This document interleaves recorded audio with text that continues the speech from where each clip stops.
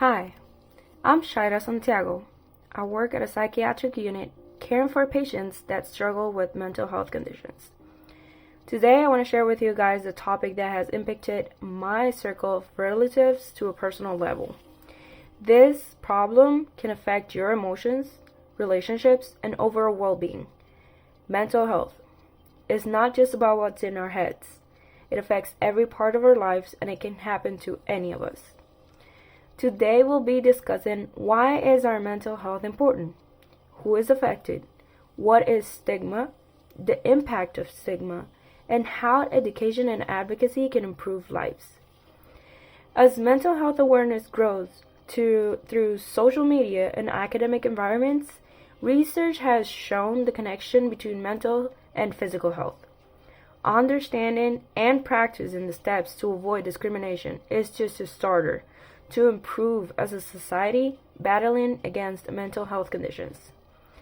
Mental health affects all of us, whether it's you or a loved one. But understanding and educating others about it and yourself can build networks of support for the people that experience it. You never know, it can be you in that position. By the end of this speech, you'll be able to identify 3 different types of stigmas, and most importantly, you'll learn how to avoid them. Let's start by understanding why mental health is so crucially important. Mental health it doesn't only happen in our heads, but it can also influence stress management, relationships, and daily activities.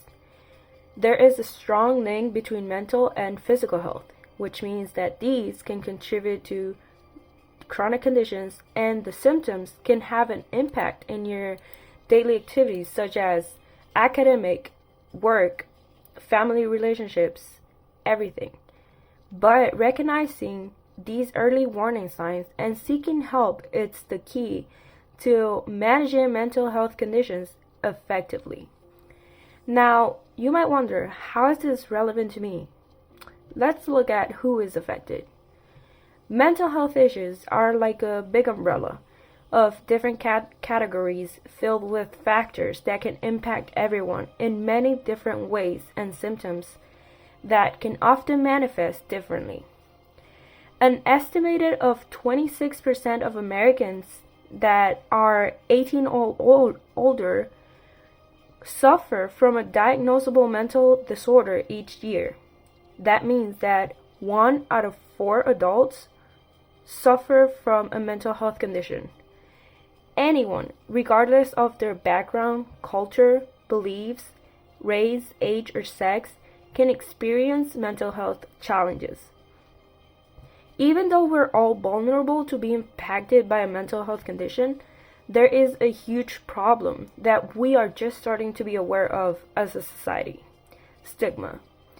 You might be wondering, what is stigma?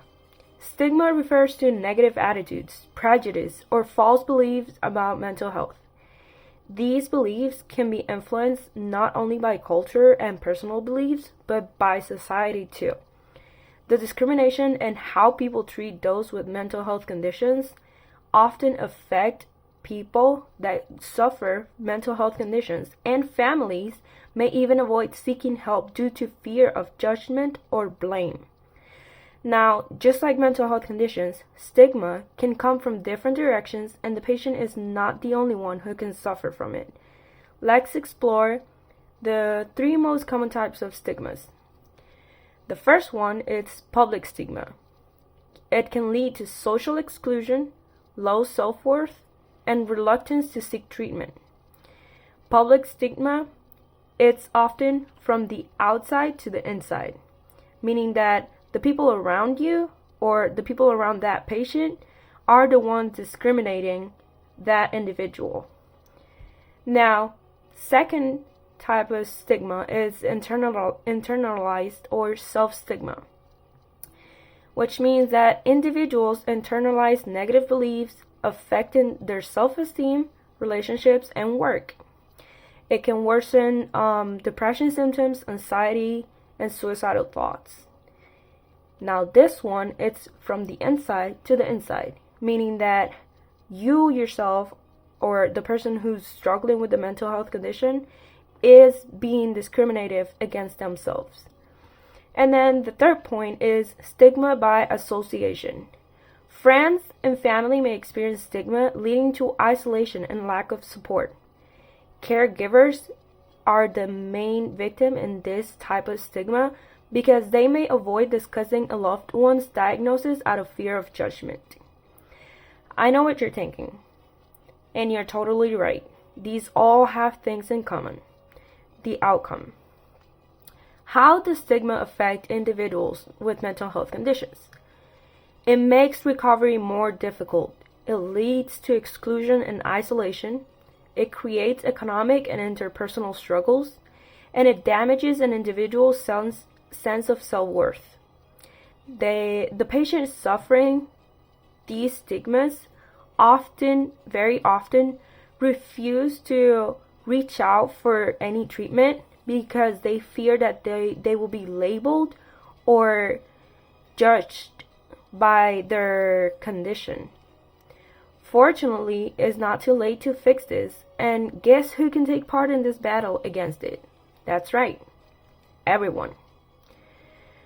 The importance of education and advocacy and awareness, it's for everyone. What can stop us from being educated on this? Well, I'm going to start off with 2 myths.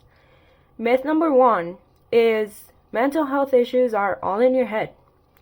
Reality is that mental illnesses have biological, physiological, and environmental causes. There are many factors. It's not just cognitive. It's not just your thoughts.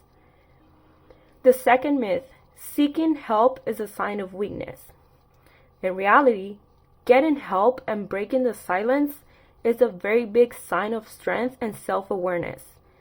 Being mindful about the help that you need and taking action about it, it's a sign of strength, and you should be proud of yourself. Education helps individuals develop coping strategies and self-care techniques. Advocacy creates a culture of inclusivity and reduces stigma.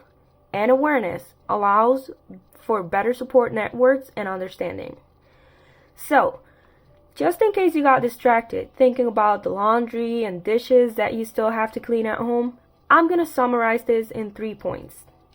The first point is mental health is just as important as our physical health. Even though stigma can create barriers, through education and advocacy, we can break it down. The second point that I want you to remember is that by understanding mental health, we create a more supportive and informed community where people feel safe seeking help. I want you to build those networks of care.